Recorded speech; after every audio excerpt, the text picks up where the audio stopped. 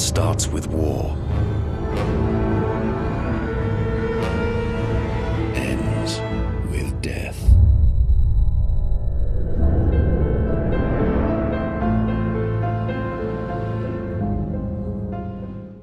Welcome to AusGamers, this is Death. Actually, no, it's Stephen Farrelly. Thanks, Joe from Game Arena. Hi, guys. Sorry. Welcome back to AusGamers. You are here once again with Stephen Farrelly. I'm here with Hadyn, who is the lead designer on Darksiders 2. You guys know that we are champing at the bit for this game. We've been flown out here to San Francisco to have an exclusive look at how the game's coming along, which is brilliantly, by the way. What I want to do is actually talk about the man behind the mask. So that was a pretty good metaphor to kind of jump into. And the mask is a really good place to start, Hadyn, because I really want to know what's going on with the concept of the mask in and of itself. It seems like there is someone behind that, and there was this really great line in the lecture that we just saw that said, "The last face you see is death." So is there a reason that you weren't, like, that the mask is there, so that, like, once it's actually revealed, maybe even at the end of the game, and humanity is about to die, by the way, because I played through the first game and I know that humanity dies.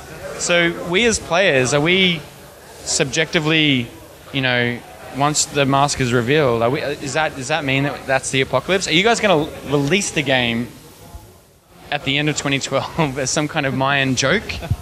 No, I mean, a lot of it came from the original source that came from Joe's original concept, and you know, there's a very high, because death is such a iconic idea, is a legend, is a myth. I mean, having that mask kind of like sells into that, so you don't really ever truly know or understand who death is. So the mask is like a good way of keeping that mystery about that character, and I think it's going to become quite iconic with him, as a, you know, through all the story of, like, there's always something sort of held back from him as a character, and so it's very interesting, you know, having that sort of element of mystery in the story. Now, correct me if I'm wrong also, but it seems like the character himself has been toned down a little bit since he was revealed. Like, I felt like he was a bit hulkish, and today in the demo that I saw, he just looked like he'd lost a little bit of weight. He's a little bit thinner. Is it just me because we kind of went through that lecture earlier on, or...? I don't think his proportion have changed that much since the early stuff that we saw. Maybe it was some of the armor that he may have been wearing or something, but he's always been like the more wiry, more kind of like streamlined of the horseman, and that's what that kind of physique, you know, blended in very well with the sort of gameplay elements we wanted to do, from, like, you know, the combat, for instance, you know, how much he's always on the move, you know, he's got a lot of locomotion and fluidity about him, so that ties into the way he evades rather than blocking, and the way he kind of like wall runs, the way he traverses. Everything's about, like, being lean and mean and kind of like, you know, always moving and always on the go and always kind of fluidly going from one thing to another. That was kind of very important with Death as a character, you know, like that kind of like the shadow on the battlefield, as it were. Now, that's a huge component of your game, combat, the first game and the second game. But now, like you guys are talking about, like, he's the more assassin type character, he's the more stealth type of character. But you have archetypes this time around as well, which is a little bit different, kind of taking from the RPG realm, where you've got, like, the warrior and the necromancer and the rogue. Like, how do you find the balance to make it seem like he's not... I mean, how does the warrior component, the archetype, differentiate himself from war?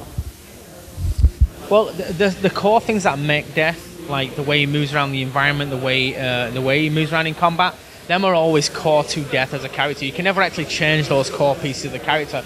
The things that you do is actually basically you supplement Death with the type of gameplay elements and synergy that you like as a player. So, you know, if you like to stand off from the battlefield and kind of like launch things at distance, there's a route for you. If you like to get in there and kind of do all your combos and be a little bit more like War, or just be, you know, into that kind of like skillful, like combo based type of game, there's like a route for the player for that. So everybody will experience the same core movement and dynamic of Death, but then they'll flavor it with their own, like, dressing or whatever you want to call it. So that's the core thing. That customization system is like one of the core big things of this game, is being able to give the player choices of their type, their version of Death.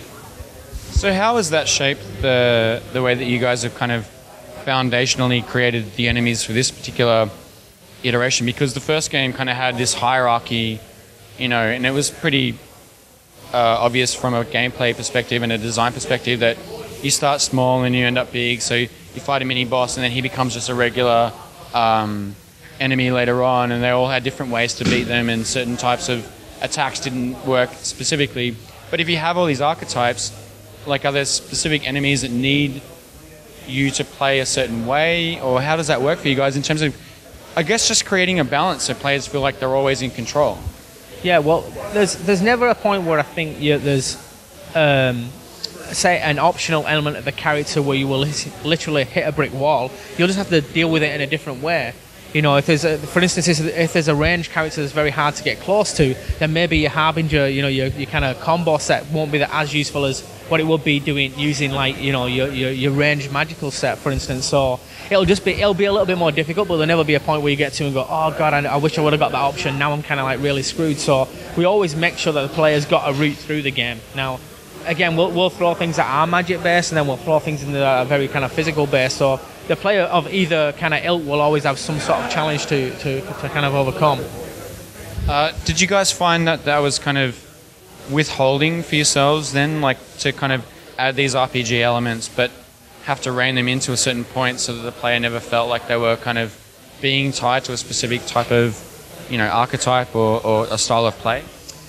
Well, the big thing was not to overwhelm the player who'd come from the first game, right? Because we didn't really have that element of customization in the first game. So there's a fine line between giving the player choices and being able to get those different choices and actually create lots of different combinations of outcomes, but not overwhelm the player who's come from Darksiders 1 and kind of going in and say, well, now there's just too many things I need to manage and think about. So we try to... It is a massive balancing act with giving them enough to customize and find their own route, but not enough where it feels like you're basically... all you're doing is worrying about what loot you've got all the time, or just always worried about which choice you've done through the skill tree. We want that to be just complement the game that you're actually playing, rather than it being like the absolute necessity of the game. Now, I kind of want to talk about bosses because, and I brought this up with Jeremy earlier, Jeremy Greiner, who's basically community lead on the game. You guys keep talking about grandiose and everything is bigger and larger than the first game, but we haven't seen it yet. And you know, I'll believe you, but for the interim, I just kind of want to talk about. I mean, the hammer that we saw at the end of that demo is massive. You know, it's ridiculously large. So obviously, the guy that wields it is even larger. But you've got this agile character. You've got this guy with these great combat moves. Is it just a case of saying that the bosses are larger, but you're not really going to be able to use all of your combat abilities that you kind of accrue throughout? In that there might be more scripted boss battles, because like some of the mini bosses that you're talking about, you can kind of definitely use everything that you do, and we've seen that in motion. But I'm curious to know how these large bosses that are, you know, that like death is the size of their toe, like how that actually works in a combat sense. Well, it is all about balance. I certainly don't think it's all about generally the size of thing. I mean, bigger doesn't necessarily mean better, right? I mean, we always design our bosses that in such a way that the dungeon that they played or the gear item that they got up to getting to them have been some sort of training to the way you take that character down. Now, taking down a character is not always about just smacking him on the heel and then he comes down. Like, you know, using the hook, for instance, for dragging things down that are taller than you and things like that. So it's not always about like just physical scale between the two.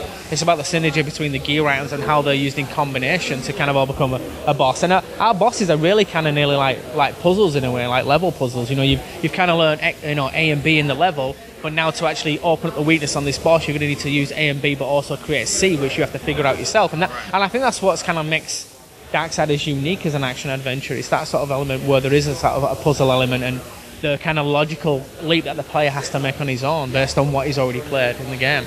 That's actually a really good segue, because I wanted to ask you about puzzles, because in the demo that we saw, I also kind of noticed that there was like a bit of a camera trick for one of the grab points in one of the leaping puzzles, and I guess you were waiting for the camera to come up for the rest of us to see, but are you utilizing things like that, like camera tricks, to make the puzzles a little bit more difficult? And I guess what approach have you done? Because I found the puzzles in the first game quite visceral, but they were still like well and truly, easy to get through after a little while. But it seems like you guys are reiterating that the stuff that we're seeing now is really early in the game. It's going to become much more complex. And quite recently, we've heard a lot of other designers saying that they've had complex puzzles in games and they've taken them out because they don't want the average consumer to not be able to use them. And it feels to me like a game like this needs complex puzzles. Yeah, I mean, the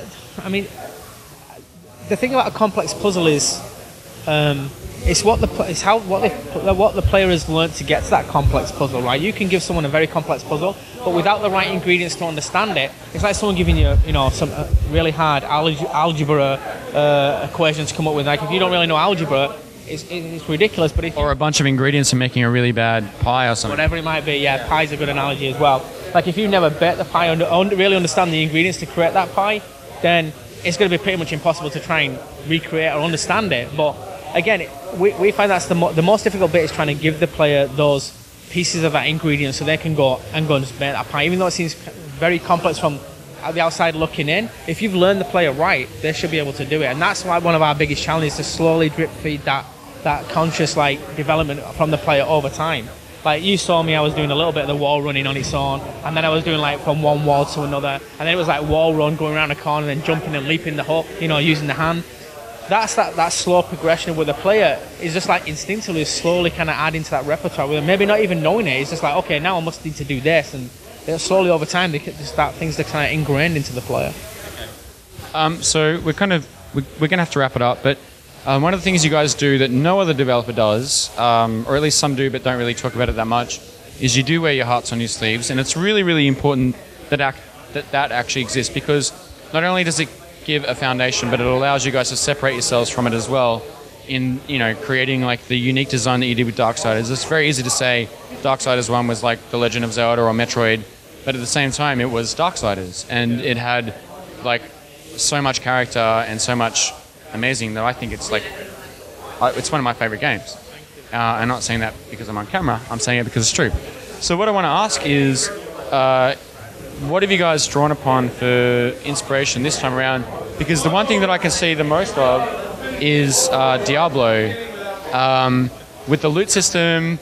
And I was talking to Daniel Isaac, and he was talking a little bit about Diablo and how the team played the shit out of Diablo. Who didn't? And that, there might be some item trading components or something like that with this touted online thing. So I guess apart from the Diablo component, I just want to get your stance on where you guys have kind of drawn a lot of inspiration from. I know it sounds a little bit cheesy, but when we actually developed in the second one, there was many times where we literally went back to see what we did on the first one, because you should never lose sight of what you did and the reason why it worked. Those kind of the synergies and the minutiae things that happened in the first one and why they worked so well, you'd really break it down and understand that and recreate it and kind of develop it on the second one.